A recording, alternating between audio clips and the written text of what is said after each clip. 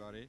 My name's Derek McCormack and I'm the Vice-Chancellor, and it's my privilege to welcome you tonight to this public winter lecture series, which is featuring history. I guess we're gathering today on a day where history has been made as mankind has propelled something akin to a refrigerator across the solar system, and it's taken pictures of the last planet before the Kuiper belt, if it's a planet.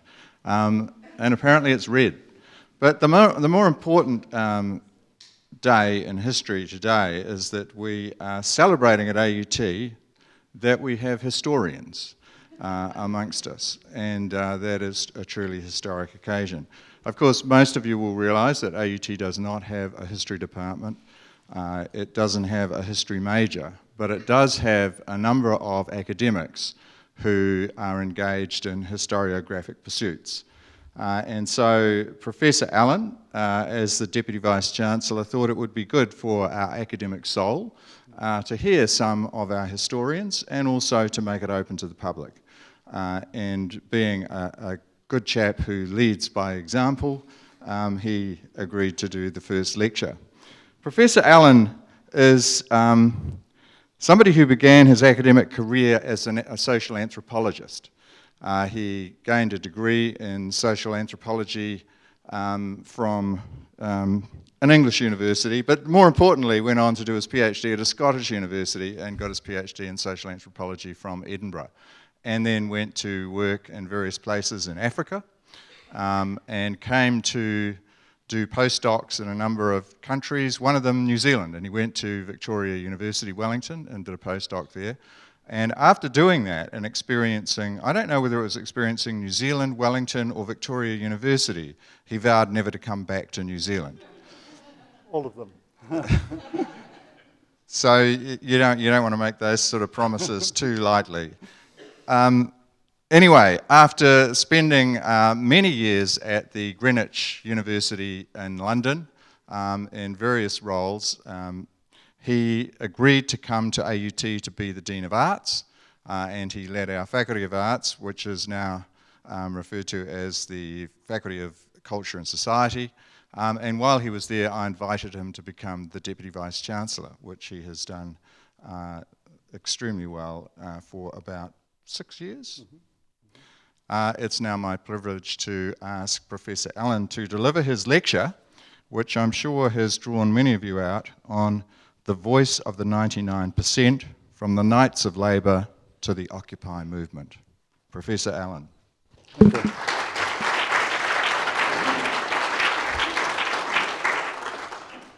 Kia ora, and welcome to you all. To those of you from AUT, welcome. From elsewhere in Auckland, welcome, and if there's anybody on live stream, welcome to you as well. I can see in the audience a number of the agitated and indignant I'm going to be talking about. I can see one or two conspiracy theorists, and I suspect lurking amongst you there's somebody from the 1%. As Derek has said, this is the first of 5 lectures in a series. We're trying here not to set up a history degree or a history department. We just want our students to know more about history. We feel that any student can do that. And so the people in the lecture series are from different parts of the university. And they just advertise the rest of the series. We have Peter Gilderdale on card sending. We have Paul Moon on the history of Terreo, David Nichols on physical therapies, and Simon Mowat on the magazine industry. One of the themes that's common within these is the relationship between the past and the present and the future. Vincent O'Malley, who's a historian, once said, what if we could learn from those who went before us? That would be consistent with the old Maori saying about the past always being before us. From this perspective, he says, history is less a linear story of boundless progress, but a more circular tale in which we sense we have somehow been here before. And in a similar vein, Mark Twain once said, history never repeats itself, but it does rhyme. And so today I'm going to be jumping between the 21st century and the 19th century and occasionally dipping into the 20th century. You've seen that rolling set of images from that period, thanks to Anne, my wife, for putting that. I think those were her favourite protests, with one exception. And they present a highly visual representation covering well over 100 years. Start off, one question is why I'm interested in agitation and indignation. Most of you who know me won't naturally associate the words agitation and indignation with me. I'm not. I can get slightly bothered about things, and occasionally I go on protests. But I do have a T-shirt that says "Born to be mild," and my interest is really as a sympathetic observer. I hope it's sympathetic observer and as an academic. Certainly in the household I live in, the voice of the people speaks with a Scottish accent rather than my Yorkshire accent. I came to study this area quite by accident. I was working in South East London in the 1980s, and I was at a polytechnic there, and it was during the Thatcher period. Mrs. Thatcher was in charge, and there was a whole series of riots going on around London. Some of you may remember the so-called Brixton riots. Well, where I was living in Woolwich, there were riots going on there. And I was working with some sociologists who were interested in ethnicity and class and gender, and as the junior member of the team, they sent me off to find out if there'd been any riots in that area before. So I went up to the local history library, and I was wandering around there, and I found this picture. Now, it's not very good quality because it's 1876, and basically this is the Battle for Plumstead Common in 1876. The rioters are standing still because the technology of photography in those days required it. They're just pausing. But basically, they were trying to save the common land of London, and particularly Plumstead, from urban development. People were trying to take it over, build houses. So they were people trying to protect urban land. And I was fascinated, and I got captured by this. And I was particularly captured by the person who I found out quite quickly was the leader. This is a guy called John de Morgan. And I've been following John de Morgan around for the last 25 years. He actually started in the UK, moved to America. I think he's been following me to a certain extent. And I'm currently writing a book on agitation and indignation in London and New York in the late 19th century. So he set me on a track and a journey which brings me here today. Now, de Morgan was born in Ireland. He was a highly educated man. He was a professional agitator in the 1870s in the UK. He was notorious but very popular. He was infamous, I suppose, rather than famous. He led demonstrations, made thousands of speeches, got caught up in riots, ended up in jail occasionally. He edited newspapers, radical newspapers. However, tired, broke, dispirited, he deserted his family and went with a different Mrs. de Morgan to America in 1880, where we'll meet him later on in the lecture. So as I say, I've been following him around, and throughout his 30 years of life as an agitator on both sides of the Atlantic, he was involved in almost every single cause you could possibly think of. He set up the branch of the First International, Karl Marx's International Working Men's Association. He set up a National Republican Brotherhood. He was for lots of things, free speech and free love, for example. He was against lots of things, vivisection and vaccination. He was a land reformer. He did this common protection thing. Someone recently called him the first eco-warrior in the UK. He set up political parties in both America and Britain. He was a radical journalist. He set up a wonderful newspaper called the People's Advocate, a national vindicator of right versus wrong, which lasted about 6 months, but was very interesting. He was a Christian communist, so he set up a Church of Humanity, an Irish patriot. So basically, and that's just part of the list of things he did. So for 30 years, he agitated. So I spent a lot of time following those agitations through. I recently published an article called Citizen John de Morgan, the People's Advocate, Champion and Friend. Now, the 20th century wrote him off. He disappeared. However famous he was in the 19th century, he disappeared. It wasn't just history. Historians themselves wrote him off. But I think in many ways he's the archetype of the populist agitator, the person who stands on behalf of the people, going into all sorts of causes. However, when historians did pick him up, they were quite ruthless with him. They just dismissed him. He was a swashbuckling demagogue or a Democrat messiah, or he was a bandit or an adventurer. He was a rogue. He was an egotist. He was an extremist. Basically, they said he's a reactionary, peripheral, failing, and therefore he's a populist. And historians in the 20th century had a particular vested interest in seeing history as moving in a particular way towards, certainly in the mid-20th century, the onward march of socialism and Marxism. And anybody who'd sat outside of that got dismissed. So De Morgan disappeared for a long time, and I've spent some time trying to bring him back. So I'm going to be talking about agitation, but I'm also interested in this idea of indignation. In the 19th century, it was very, very common in both the UK and US for people in local communities to have indignation meetings. They'd get together in hundreds about something or other. This one's in America, it's about monopolies. But basically, they allowed themselves to be indignant. And they had fantastic things. I mean, we still have some of that. Occasionally in Devonport, I've attended what looks suspiciously like indignation meetings. But and indignation has a long history. I mean, in the 20th century, both Malcolm X and Che Guevara talked about indignation as being crucial. If you aren't angry, if you aren't indignant, then you won't change things. And in the 21st century, the occupiers and the indignados of Spain, for example, this was their biblical text, Stephen Hessel's book, Indigne Vous. So there's a long tradition of indignation, which leads to agitation.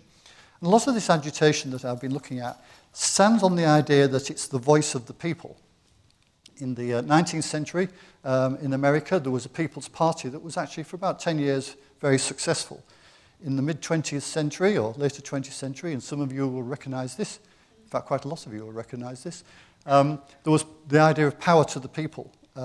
In particular cases, the types of power, but power to the people. And even the Occupy movement, its subtext was power to the people. So this agitation, indignation, and people are constantly linked throughout the last 150 years. Ironically, as a historian, I'm going to start off in the 21st century with the Occupy movement, because I found this is quite telling, actually, in terms of what I'm trying to say. Here are some of the images. It started in Zuccotti Park in September 2011. Basically, that particular demonstration was over by mid-November, but of course it spread around the world. Demonstrations on Wall Street have been common for about 200 years. Wall Street's often been a target for radical thinkers. And basically, although they've varied a lot over that 150 years, they've had two things. They're against greed and inequality, and they're against a government that seems unable to deal with the financial interest and bring them under control. So all of those Wall Street protests have had that at heart.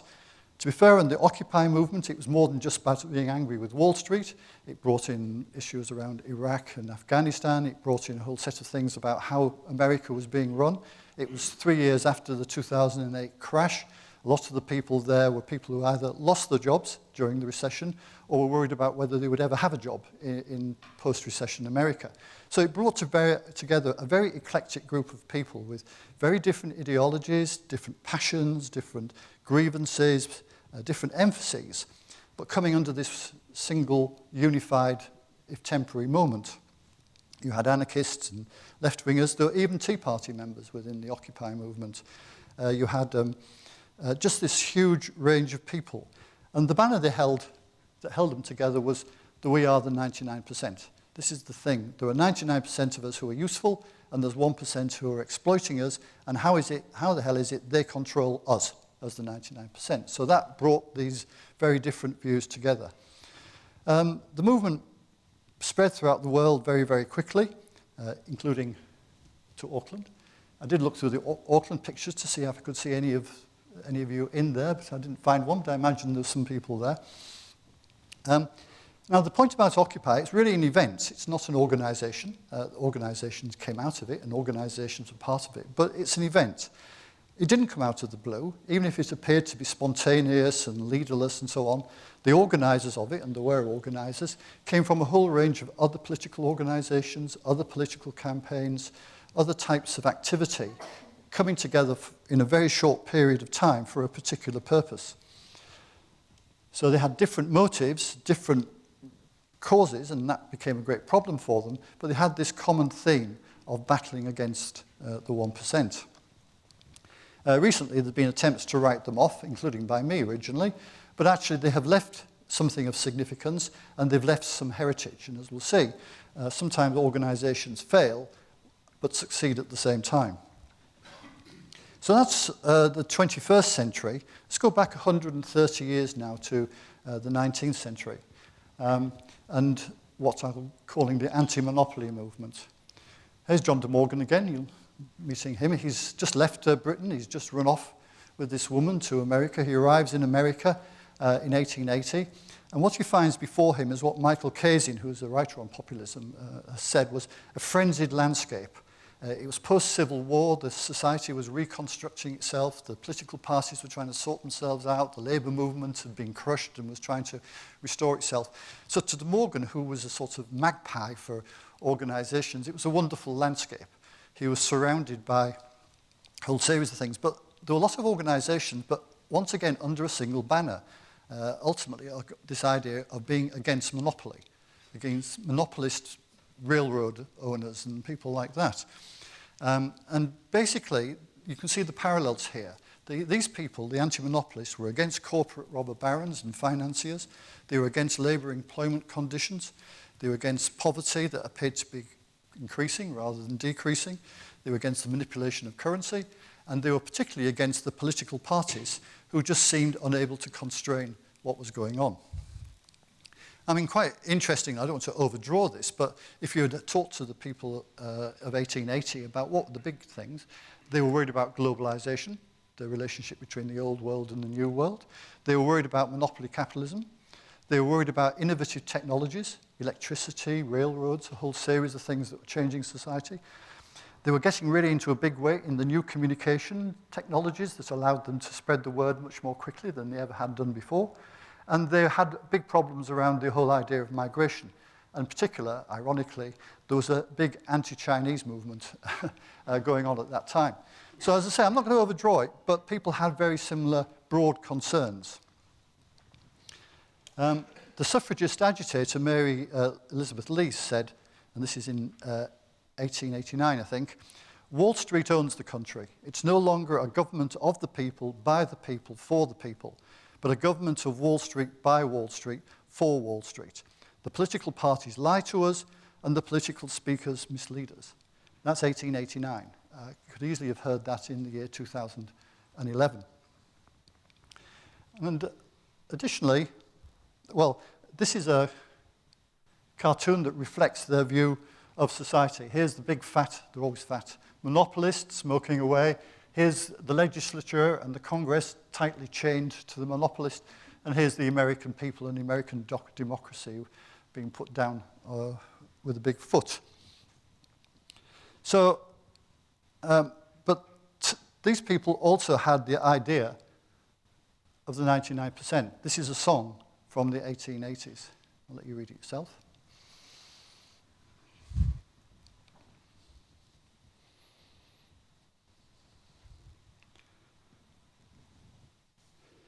So you can see some similarities. You can see some ways of thinking and some approaches. I'm not denying all the differences. The late 19th century actually did see the emergence from all of this noise and disruption, the emergence of a populist movement with the People's Party. It brought together farmers and urban labourers. And briefly, it almost looked as though it might be able to gain presidential status. It didn't work out like that. So what I'm saying is in both eras, the argument was for the disruption of the existing economic system, the political structures. It tended not to be about revolution, but major reform. The great majority, it was argued, the people, should have some impact on the way things worked. And so both the occupiers and the populists attacked the establishment, sought to value people over profit, labor over capital. They sought to extend and improve the franchise while limiting government. And they wanted a direct democracy, and they wanted alternatives to the mainstream parties. I think this was the person who stood for president of the People's Party almost successfully. What I'm trying to show is not that they're the same, but that there are common themes. One of the problems of this idea of the 99% is just think what's inside that 99%. There's a huge range of types of people. There are all sorts of organizations. You've got this people in the 99%, the occupiers, the monopolists. But within it, there's almost too many organizations, there's too many people, it's too broad an umbrella, there's too many causes, too much ephemerality. It's very hard to grasp, it's very hard to understand. Historians would prefer, this is a bit unfair, but would like to study in a linear mode. They like people and organizations and events and incidents and trajectories and movement forward and so on. Reality, unfortunately, is very messy. And one of the ways I'm trying to manage that messiness is through the idea of social movements and social networks. And these are well tested in the social sciences, but not particularly amongst historians. It just shows my background as a social scientist there. I'm not going into too much detail, but in general terms, the idea of a social movement is that it's a group of very diffusely related people. They're interconnected. They've got a common goal relating to human society more generally. They have a certain number of organized activities. So in a social movement, it's about special interests associations. It's about public meetings, demonstrations, riots, marches. It's about electoral participation, but often through a third party, an alternative political party. Petitions and lobbying, strikes and boycotts. A whole series of activities that represents what they're trying to do. And so social movements can't be reduced to a specific incident. They can't, there's strings of incidents and events over time and space. They can't be identified with a specific organization. Rather, they consist of groups and organizations, big and small, formal and informal. And these are all linked in patterns. And the people within these social movements are interconnected in very complicated ways as individuals, crossing over these organizational lines.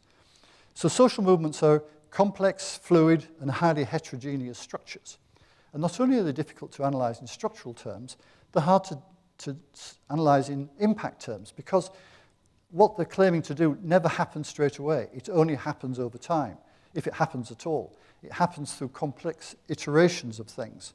But they do provide a sustained challenge to powerful institutions and figures. So I'm going to concentrate just for a little while on the labour movement of 1880. This is a cartoon from 1882. Here is Labour, awakening, like Gulliver. This is the platform of the Republican and Democrat to which it's been tied. Here is the US bonds and money, and here's the British money system lurking over here, holding them back.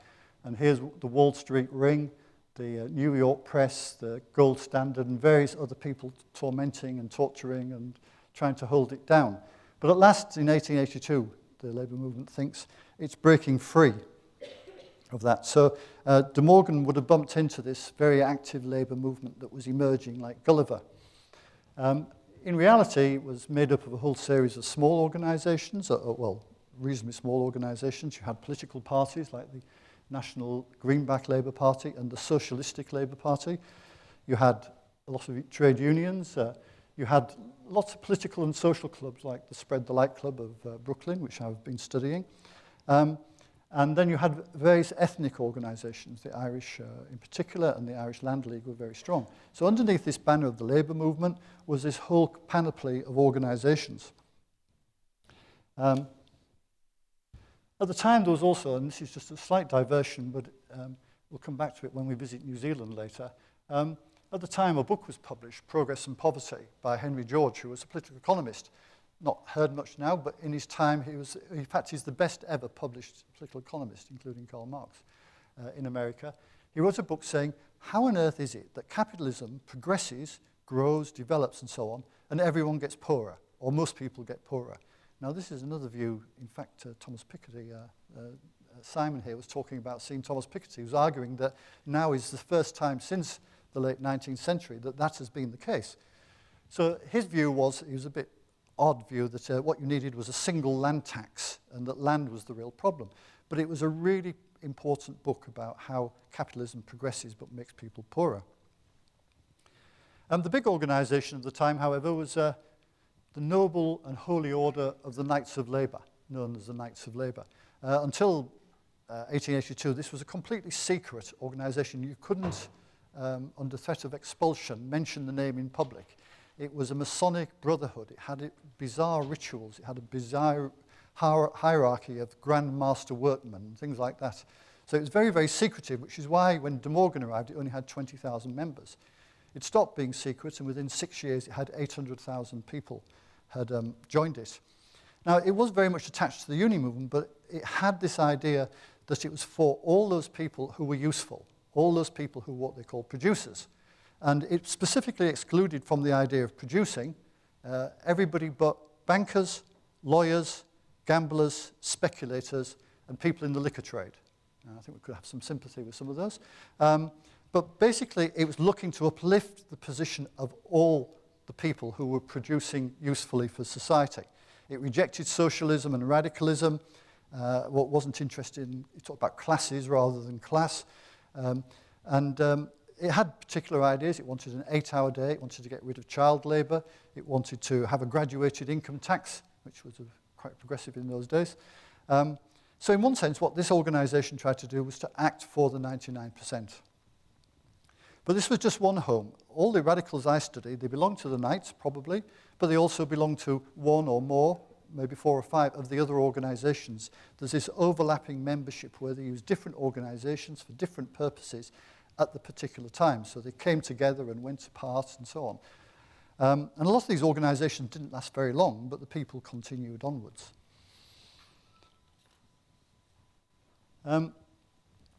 In terms of how these people eventually did come together, I'll just give this example. This is a picture from 1882, September the 5th. This was a monster parade, festival, and picnic. Radicals, strangely enough, in the United States, they love 2 things, picnics and glee clubs. But basically, this was a big parade. 20,000 people marched through. This is Union Square in Manhattan. Marched through there. They've got a whole range of banners. You can see some of them here: abolish convict labour, agitate, educate, organise, pay no rent. But it brought together the full range of organisations, the people in them, the causes behind them, and they marched through the city. It was so popular, it was repeated the following year, and by 1894 it had become the public holiday known as Labour Day. So this is the first Labour Day parade. So amidst all this frenzy, they came together regularly in these sorts of activities. So this event, once again, a bit like Occupy, brought together these diverse interests, even if only ephemerally. It links to the idea of social movements and social networks. It goes beyond the organisations and the individuals. We have the broad sweeping labour movement. We have the anti-monopoly movement framing that. But within it, you have land reform, currency reform, the 8-hour day, all sorts of different causes like that. So you have a strong network of individuals working together, using the organisations they have and the events they have to make their case, to make their argument. Okay, so I've talked about the United States in the 19th century and the 21st century. Let's pop over to New Zealand briefly. I'm not an expert on New Zealand history, but agitation was a global exercise in the late 19th century, and particularly in New Zealand. Well, I was very surprised to find, having studied the Knights of Labour and Henry George, that they were both central to politics and labour in late 19th century New Zealand.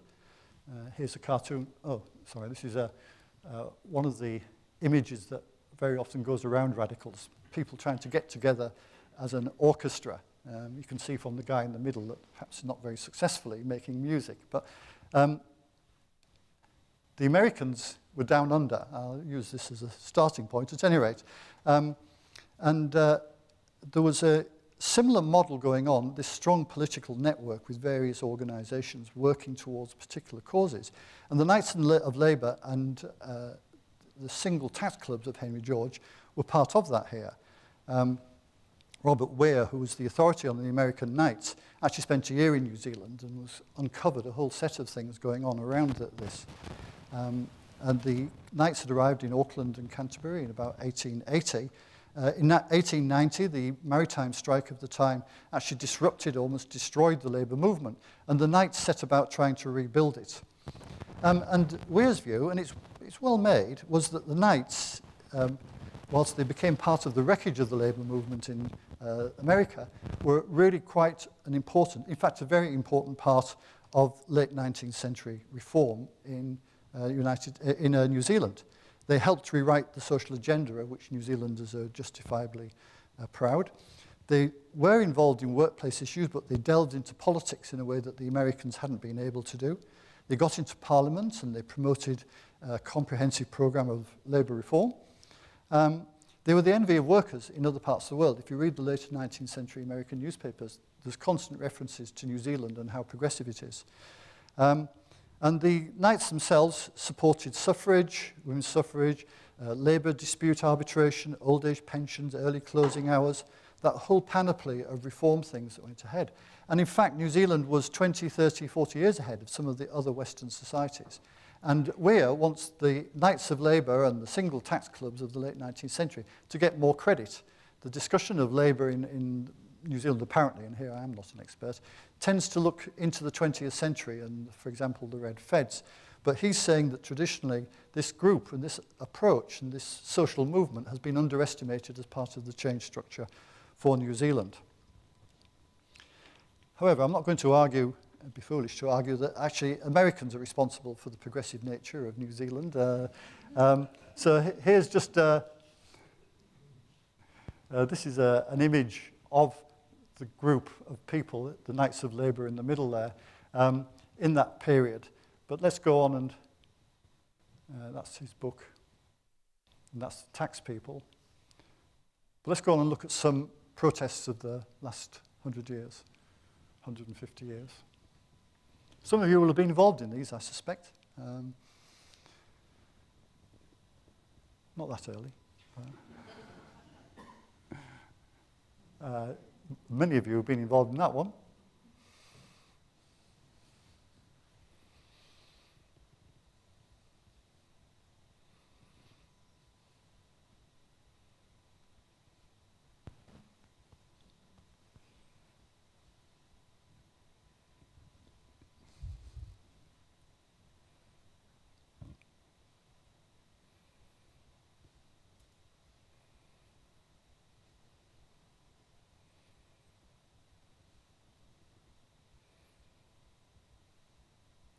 Just a reminder that not all populist causes are ones that most of us, certainly in this room, would like to support.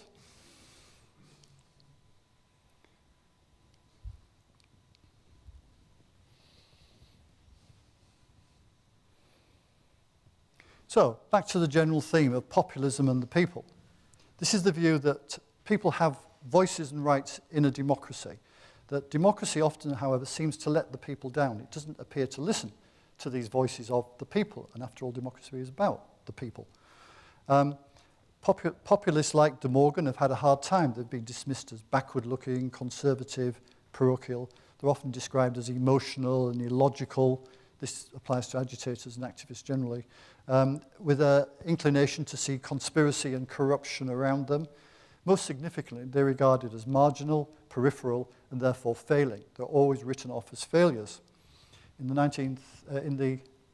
20th century, Richard Hofstadter, the US historian, wrote a book about the paranoid style of populists. Basically, he said populists, and he was referring back to the 19th century, but here's a cartoon from the 21st century, which supports the idea. Here's an occupier with 1% common sense and 99% ideology, angst, and rage. What Hofstadter was arguing is that populists, the people, politicians, are dominated by heated exaggeration, conspiratorial fantasy. They're angry and agitational. They're dreamers. And basically, he said, they're delusional cranks, and just wrote them off like that. Part of the problem is that under the banner of populism can come a lot of things we might well admire, but other things, and here would be a good example, that we don't admire. It covers a whole range of things. Technically, the Ku Klux Klan ends up under populism and the 99% if you're not... well, it does. They think of themselves as representing the voice of the people. And historians have struggled with that. Historians early 21st century have been trying to get to grips with this by looking at, for example, conspiracy theories, not sympathetically, not agreeing with them, but looking to see what they are about and what their impact is. And the argument is that while they may often be wrong, overly simplistic, occasionally bonkers, they aren't necessarily marginal or pathological. They may sometimes be onto something. They may have a point about the way democracy is working, about how the economy isn't working, about a whole range of things about which actually we could all agree. They then take it into different places, which we might like or not like. So what historians are trying to do, have been trying to do for the last 20, 30 years, is to find a way of representing the people and populism in a more holistic manner. And that turns us around to the idea of the two faces of democracy, rather than talking about democracy as a single thing. And there's been attempts to bring populists in to democracy rather than seeing them as sitting out and attacking the two-party, three-party, five-party democratic structure. They are actually an integral part of it. Panizza talks about the mirror of democracy. And he says, populism raises awkward questions about modern forms of democracy. It often represents the ugly face of the people. It's not the highest form of democracy, but nor is it the enemy. It's rather a mirror in which democracy may contemplate itself, warts and all, in a discovery of itself and what it lacks. So it can see, like all of us, it sees a different image in the mirror than the one we'd like to think about. I think that's quite a neat idea, but I'm much more interested in the work of Margaret Canavan, who wrote this book, the sort of definitive book on the people and populism. And she talks about the shadow of democracy. And she talks about two faces, but one is a redemptive face and one's a pragmatic face. The redemptive face is the salvation aspect of democracy. It's about fairness, justice, equity, all those grand things that democracy promises to deliver on behalf of the people. And then on the other side, you have the pragmatic side of democracy, which is the rules and structures, systems that actually manage the day-to-day life of a democracy through the ballot. So in one sense, the pragmatic side is ballots rather than bullets. The redemptive side is about this bigger thing that we should be aiming for. It's often used the term vox populi, vox dei, the voice of the people, the voice of God. But actually, the government of the people, by the people, for the people. So these two sides clash, but actually they're crucial to each other. They're interdependent, they coexist. They are both needed if democracy is to work properly. Gives a couple of cartoons here. Here's democracy. It's about choice, mindless conformity or impotent protest. Democracy, the voting system, the pragmatics of it are about choice. You can vote for corporate rule, or you can vote for corporate rule, or you can vote for corporate rule. This came out of the Occupy movement. So that's the pragmatic side. The redemptive side is this side. If the people choose to move, the person on the other end of that plank disappears. So that's the pragmatic and redemptive side put together. So redemptive democracy's promise of salvation is really needed if democracy is to work properly. And if democracy doesn't look as though it's hearing that, then populist challenges will emerge. The people will start to speak in a bigger voice. The people, the populists, believe themselves actually to be the true Democrats. They're the ones who are calling democracy to account. Democracy promises power to the people. Where the hell is it? And they claim, populists, that they speak for the common people.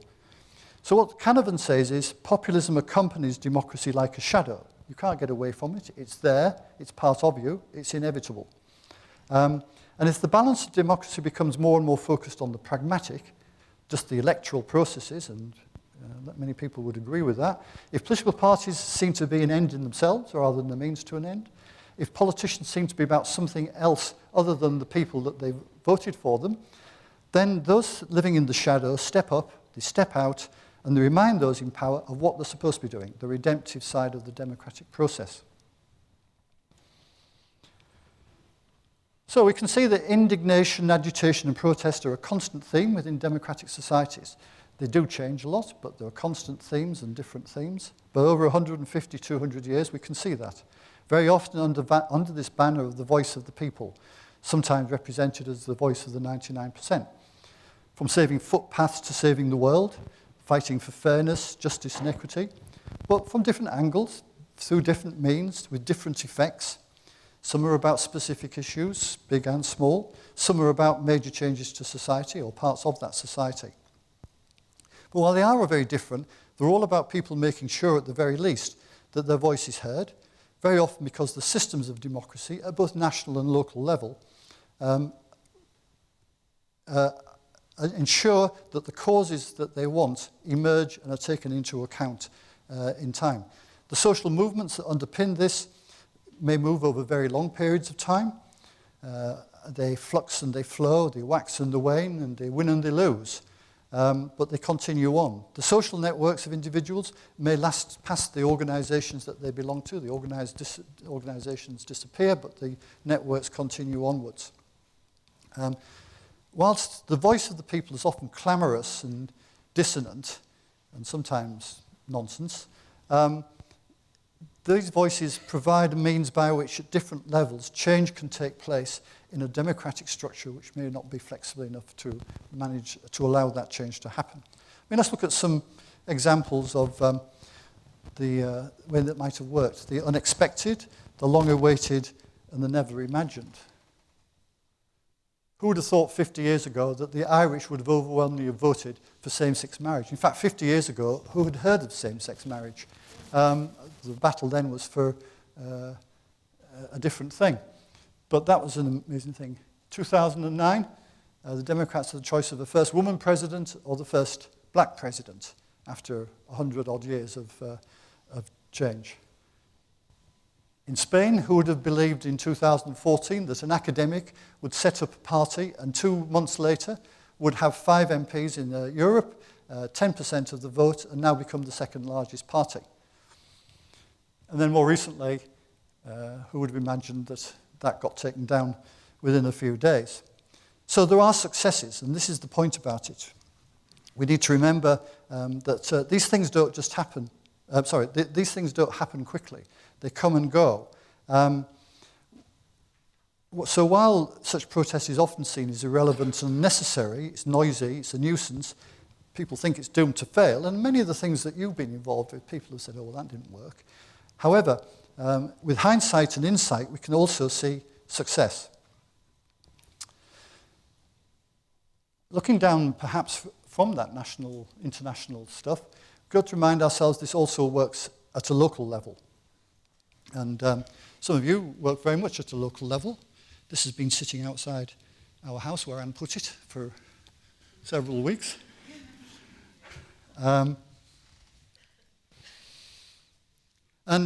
This is a good example, actually. Here's the redemptive side of democracy. Julie Douglas, who's sitting over there, and Margot McRae, sitting, where are you, Margot? And many of you said it. In fact, this is one of the few things that actually got me out of my neutral hold and it got me on the streets. So there's the redemptive side of local democracy. Organizations coming together, individuals networking, different people doing different things, making sure that the voice of the people at a local level was heard. And this, the pragmatic side of democracy. Success.